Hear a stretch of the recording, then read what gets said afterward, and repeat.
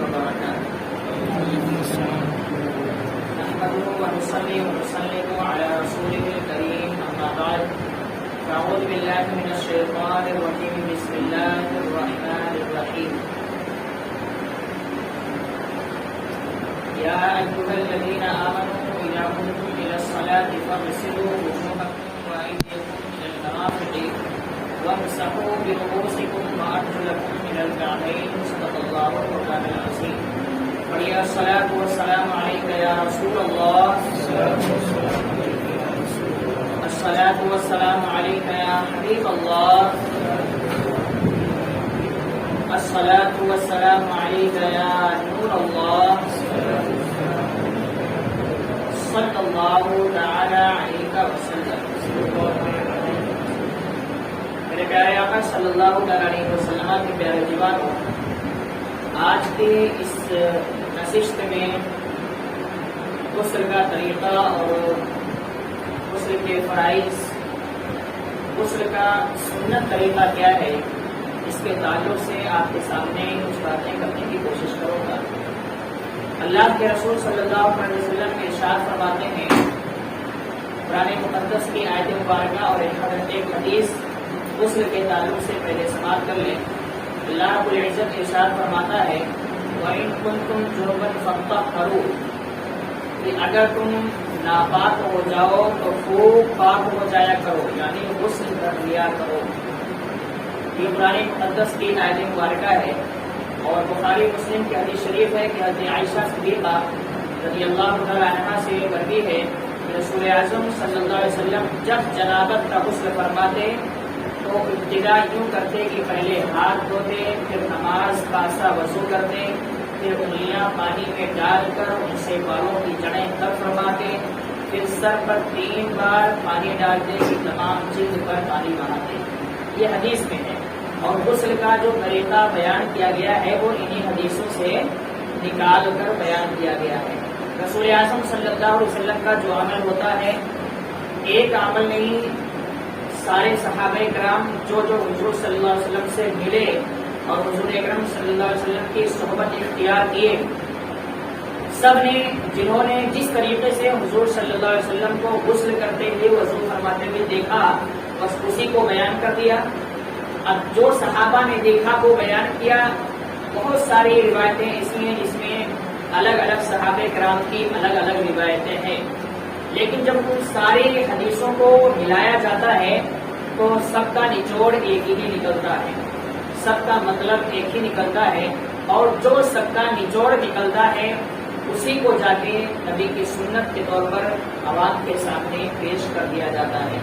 رسول اعظم صلی اللہ علیہ وسلم نے جو طریقہ اختیار فرمایا ہے وہی طریقہ ہر امت مسلمہ کے لیے غسل کا طریقہ ہوتا ہے، اور وہی طریقہ ہر انسان کے لیے وضو کا طریقہ ہوا کرتا ہے۔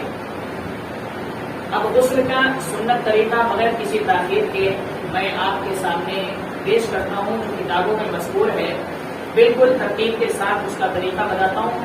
وضو سے آسان غسل کا طریقہ ہوتا ہے، سمجھنے کی ضرورت ہے۔ تقریباً لوگوں کو غسل کا طریقہ پتہ ہوتا ہے، لیکن بس یہ پتہ ہونا چاہیے کہ اس میں کن کن چیزوں کو اہمیت دینا ضروری ہے۔ غسل کا سنت طریقہ یہ ہے کہ سب سے پہلے انسان غسل کی نیت کر لے۔ اب غسل کی نیت، جیسے آپ غسل کی نیت کا مطلب یہ ہوتا ہے شروع میں وضو کے لیے آپ ارادہ کرتے ہیں۔ ہم نے کل بتایا تھا کہ وضو کرنے سے پہلے جو اس کی نیت کی جاتی ہے، یعنی پاکی حاصل کر کے خدا کی عبادت کرنا، پاکی سے مراد وہاں چھوٹی پاکی ہوتی ہے، وہ حاصل کر کے خدا کی عبادت کرنا مقصود ہوتا ہے، یہی اس کی نیت ہوتی ہے۔ اور غسل میں بھی یہی مقصد ہوتا ہے کہ پاکی کو دور کرنے کے لیے، اللہ کی قربت حاصل کرنے کے لیے، اس کی عبادت کرنے کے لیے ہم پاکی حاصل کر رہے ہیں، غسل کر رہے ہیں، یہی اس کی نیت ہے۔ الفاظ الگ الگ ہو سکتے ہیں لیکن دل کا جو ارادہ ہوگا اسی طرح اتفاق ہوگا۔ اب غسل کی نیت کرنے کے بعد سب سے پہلے دونوں ہاتھ گٹوں تک 3 بار دھوئے۔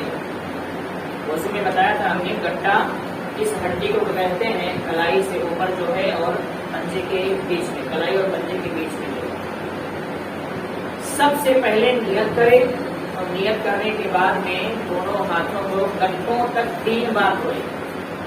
کیوں؟ کیا وجہ ہے؟ بہت سارے لوگوں کے ذہن میں ہوگا کہ پہلے شرمگاہ دھوئے، پھر جہاں پر نجاست لگی ہو اس کو دھوئے، یہی ہوتا ہے عام طور پر. لیکن اس سے بھی پہلے آپ کو دونوں ہاتھوں کو گھنٹوں تک دھونا ہے. کیوں؟ کیونکہ جب انسان ناپاک ہوتا ہے تو نجاست کہاں کہاں لگی ہو اور اس کا پورا جسم ناپاک ہو جایا کرتا ہے. اور پانی کے اندر سب سے پہلی چیز جو ہم داخل کرتے ہیں وہ ہمارا ہاتھ ہی جاتا ہے. ناپاک ہاتھ آپ پانی میں داخل کر دیں گے تو وہ پانی بیکار ہو جائے گا، اس سے آپ غسل نہیں کر سکتے. اس لیے سب سے پہلے حکم یہ ہے کہ نیت کرتے ہی آپ لوٹے یا کسی بھی برتن سے پانی نکال کے سب سے پہلے اپنے ہاتھ کو دھوئیں گے. اس کے بعد جب آپ کا ہاتھ ہو جائے اب وہ ہاتھ پانی میں داخل کر سکتے ہیں، کوئی حرج نہیں ہے. تو نیت کرنے کے بعد دونوں ہاتھ گھنٹوں تک 3 بار دھوئے، پھر استنجا کی جگہ دھوئے. استنجا کی جگہ مطلب شرمگاہ دھوئے. اور اس کے علاوہ اس کے بعد بدن پر اگر کہیں نجاست حقیقیہ یعنی پیشاب یا میخانہ وغیرہ ہو تو اسے دور کرے، پھر نماز جیسا وضو کرے. استنجا کی جگہ شرمگاہ دھونے کے بعد یہ دیکھے گا کہ اس کے جسم پر کہیں اور نجاست لگی ہے یا نہیں لگی ہے. جہاں جہاں جسم پر نجاست لگی ہو وہ حصے کو دھویا جائے گا، اور لگی نہ ہو شک بھی ہو کہ ہاں یہاں نجاست لگی ہوگی، شک ہے آدمی کو تو بھی شک دور کرنے کے لیے اس حصے کو دھو لیا جائے. اب جب استنجے کی جگہ دھو لیا اور نجاست کو دور کر لیا یعنی اس کے جسم سے اب گندگی دور ہو چکی ہے تو سنت طریقہ یہ ہے کہ سب سے پہلے وہ نماز جیسا وضو کریں. یعنی جس طریقے سے آپ نماز کے لیے وضو کرتے ہیں اسی طریقے سے آپ غسل کے لیے بھی وضو کریں گے. سنت طریقے میں یہ ہے کہ شرمگاہ اور نجاست، شرمگاہ کو دھونے کے بعد نجاست کو دور کرنے کے بعد سب سے پہلے نماز جیسا وضو کرے، مگر پاؤں نہ دھوئے. اس میں پاؤں نہ دھوئے. لیکن ایک بات یاد رکھیں آگے آ رہا، ہاں اگر چوکی یا پتھر وغیرہ اونچی چیز پر نہائے تو پاؤں بھی دھو لے. جب آپ غسل پہ نیت کرتے ہیں اور سب سے پہلے وضو کرتے ہیں تو اس میں کہا گیا کہ پاؤں نہ دھوئے. یہ آج کے اعتبار سے نہیں، یہ اس زمانے کے اعتبار سے تھا کہ لوگ دھول میں، مٹی میں، گھاس کے میں کھڑے ہو کے نہانے لگتے تھے تو نہاتے تھے اور پانی نیچے جمع ہوتا تھا. تو جو پانی جمع ہوتا تو وہ پیر میں پانی لگتا تھا. اس سے حکم یہ تھا کہ پاؤں نہ دھوئے. جب مکمل غسل کر لے اور وہاں سے نکلنے لگے تو پاؤں کو اچھے سے دھو لے. لیکن آج کے دور میں جب ہم نہاتے ہیں تو جہاں نہاتے وہاں پانی رکتا نہیں ہے، پانی چلا جاتا ہے تو وہاں پاؤں دھونے کا حکم رہے گا کہ مکمل غسل کرے، پاؤں بھی دھوئے گا. اونچی چیز پر، پتھر وغیرہ پر یا کہیں بھی ایسی جگہ پر جہاں پانی نہ ٹھہرتا ہو وہاں آپ غسل کر رہے ہیں تو مکمل غسل کریں گے اور وہاں پر پاؤں بھی دھوئیں گے. یہ اب اس کے بعد بدن پر تیل کی طرح پانی چپڑے. الفاظ بڑے اچھے لگتے ہیں لیکن سننے میں ہو سکتا ہے اچھے نہ لگے، لیکن مطلب اس کا بہت خطرناک ہے. چپڑے، چپڑے کیوں کہا گیا؟ یہ بھی کہہ سکتے تھے کہ پورے بدن پر پانی بہائے، لیکن چپڑنے کا مطلب یہ ہوتا ہے کہ جس طریقے سے آپ تیل سے مالش کرتے ہیں نا جسم کی، اس طریقے سے آپ کو پانی جسم پہ لگانے کے بعد اچھے سے رگڑنا ہے، اس کو ملنا کہتے ہیں. اور یہ اس لیے کہا گیا ہے تاکہ جسم کا کوئی حصہ بال کے برابر بھی سوکھا نہ رہ جائے. آپ نے زبردست نہایا، شیمپو کا استعمال کیا، صابن کا استعمال کیا، زبردست پانی کا استعمال کیا، 1 بالٹی میں 10 بالٹی نہایا، لیکن جسم کا کوئی ایک بھی حصہ بال کے برابر بھی وہ باقی رہ گیا، پانی نہیں پہنچا تو سارا نہانا بیکار ہے، غسل نہیں ہوگا، آدمی ناپاک کا ناپاک ہی رہ جائے گا. اب تیل کی طرح پانی ملے، لیکن طریقہ کیا ہے؟ یہ تو پورے جسم کی بات ہوگی. طریقہ یہ ہے کہ پورے جسم کو بھگونے کے لیے، پورے جسم پر پانی پہنچانے کے لیے سب سے پہلے آپ جسم کو اچھے طریقے سے پانی سے مل لیں تاکہ جب آپ نہائیں پانی ڈالیں تو پانی پورے جسم پر آسانی سے پہنچ جائیں۔ یہ کام کب کرنا ہے؟ جو ہم کہتے ہیں نا 3 مرتبہ دائیں کندھے پر، 3 مرتبہ بائیں کندھے پر، 3 مرتبہ سر پر پانی بہائے، اس سے پہلے یہ کام کرنا ہے۔ پانی کو جسم پر جو ملنے کی بات کی جا رہی ہے وہ نہانے سے پہلے اور وضو کے فوراً بعد کرنا ہے۔ جب پانی پورے جسم پر اچھے طریقے سے مل لے اور اطمینان ہو جائے کہ میرا جسم بھیگ چکا ہے، جسم پر اب پانی آسانی سے پہنچ جائے گا، تو شروعات اس طریقے سے کرے کہ پھر 3 بار داہنے کندھے پر پانی بہائے اور پھر 3 بار بائیں کندھے پر پانی بہائے۔ سنت طریقہ یہی ہے کہ وضو مکمل ہو جانے کے بعد میں، جسم کو مل لینے کے بعد میں اب غسل کی ادائیگی کرنا ہے تو 3 مرتبہ۔ ویسے تو آپ ڈائریکٹ نہا لیں گے، پورا جسم بھیگ گیا تو بھی غسل ہو جائے گا، فرض ادا ہوگا، لیکن سنت ادا نہیں ہوگا۔ سنت ادا کرنے کے لیے ضروری یہ ہے کہ طریقہ یہ ہے کہ پہلے داہنے کندھے پر 3 مرتبہ، بائیں کندھے پر 3 مرتبہ اور پھر سر پر 3 مرتبہ پانی بہائے۔ اب یہ جو طریقہ ہے یہ سنت طریقے سے آپ کا غسل ہو گیا۔ پھر سر پر اور تمام بدن پر 3 بار پانی بہائے، تمام بدن پر ہاتھ پھیرے اور ملے، پھر نہانے کے بعد فوراً کپڑے پہن لے۔ اب داہنے کندھے پر، بائیں کندھے پر، سر پر پانی کے بہانے کے بعد اچھے سے جتنا ہو سکے پانی کا استعمال کرے تاکہ اس کو اطمینان حاصل ہو جائے کہ میرا پورا جسم اچھی طریقے سے بھیگ چکا ہے۔ اب غسل مکمل ہو گیا۔ غسل مکمل ہونے کے بعد بہت سارے لوگ کیا کرتے ہیں، آج تو عجیب عجیب کپڑے پہن کے لوگ ایسے ہی رہتے ہیں۔ سنت یہ ہے کہ جب آپ طہارت کا غسل کیے ہو تو فوراً کپڑوں کا استعمال کریں، کپڑے پہن لیا کریں۔ اگر ایک دم کرتے پیجامے پورے نہیں تو کم از کم اتنا ہونا چاہیے کہ جسم آپ کا ڈھکا ہوا ہونا چاہیے۔ سنت ہے، نہیں پہنیں گے تو کوئی پکڑ تو نہیں ہے، لیکن سنت طریقہ یہی ہے کہ نہانے کے بعد فوراً کپڑوں کا استعمال کر لیں۔ یہ ہو گیا غسل کا طریقہ۔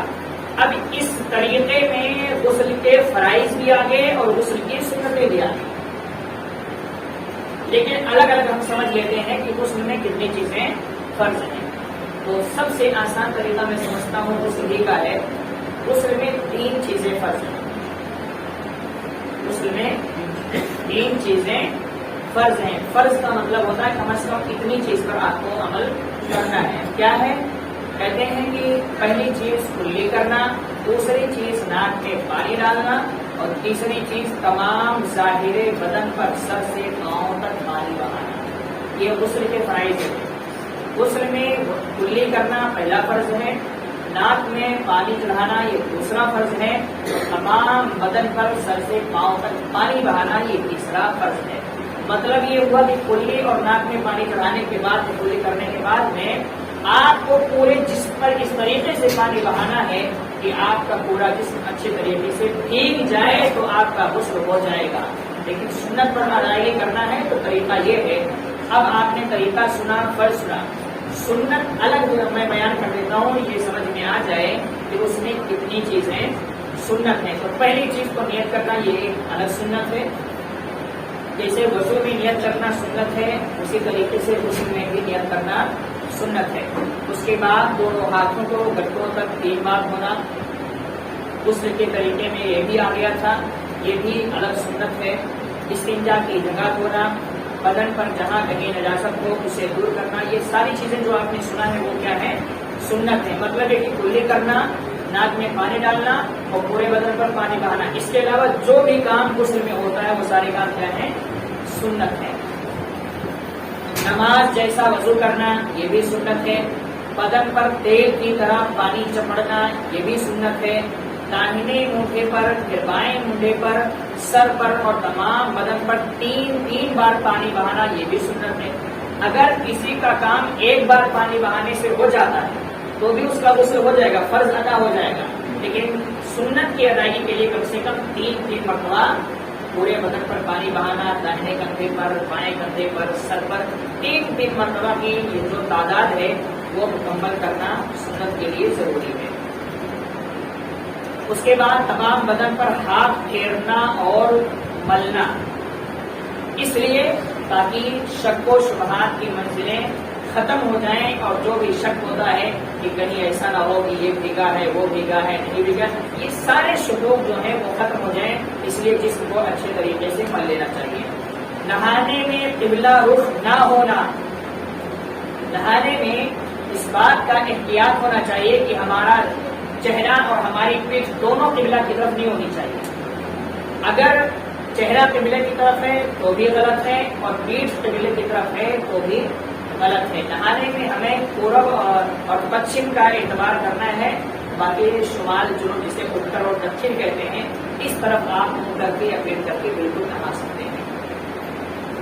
اور کپڑا پہن کر نہاتا ہو تو کوئی حرج نہیں ہے۔ ہاں، اگر کوئی انسان ایسا ہے جو کپڑے میں ہی نہا رہا ہے تو اگر وہ قبلے کی طرف چہرہ کر لیا ہے یا پیٹ کر لیا ہے تو چل جائے گا، لیکن بہرحال ادب کا تقاضا یہی ہے کہ اس وقت بھی قبلے کی طرف چہرہ یا پیٹ نہ کیا جائے۔ ایسی جگہ نہانا کہ کوئی نہ دیکھے، یعنی پردے میں نہانا چاہیے۔ جو ہم غسل کرتے ہیں یا نہاتے ہیں ہمیں پردے میں ہونا چاہیے، ایسی جگہ پر جہاں پر کسی کی نظر نہ پڑے، چھپ کر نہانا چاہیے۔ ایسا نہ ہو کہ میدان میں کھڑے ہو جائیں، نہانا شروع کر دیں اور پوری پبلک دیکھ رہی ہو۔ بہرحال آج نہانے کی بات تو بہت دور کی بات ہے۔ آج لوگ جو کپڑے استعمال کرتے ہیں جس کو آپ چٹھا کہہ سکتے ہیں، فینسی چٹھے چلے ہیں نا، یاد رکھیں مرد کے لیے کیسا بھی انسان ہو اس کے لیے یہ جو ناف ہے، ناف سے لے کر یہ گھٹنا، اس میں چھپا ہونا چاہیے۔ اتنا حصہ بالکل 24 گھنٹہ اینی ٹائم چھپا ہونا چاہیے۔ اگر ناف سے گھٹنے تک کا کوئی بھی حصہ تھوڑا سا بھی ظاہر ہوتا ہے تو وہ گناہ کبیرہ ہے۔ سخت گنہگار ہوگا وہ بندہ جو اس طریقے کے کپڑے استعمال کرے کہ اس کے ناف اور گھٹنے کے بیچ کا حصہ نظر آ جائے۔ خیر، ایسی جگہ نہانا کہ کوئی نہ دیکھے، نہاتے وقت کسی قسم کا کلام نہ کرنا، بات چیت بالکل نہیں ہونی چاہیے۔ نہانے میں کوئی دعا بھی نہیں پڑھی جا سکتی۔ بہت سارے لوگ پوچھتے ہیں حضرت غسل کریں تو کون سی دعا پڑھیں؟ غسل کے بیچ میں کوئی دعا نہیں ہے، سمجھ رہے ہیں؟ ایک بس یہی ہے کہ غسل سے پہلے ایک نیت آپ کو کر لینی، اس کے بعد آپ کو غسل کرنا ہے۔ وہاں پر جب آپ بات نہیں کر سکتے تو غسل کی دعا کہاں سے پڑھ سکتے ہیں؟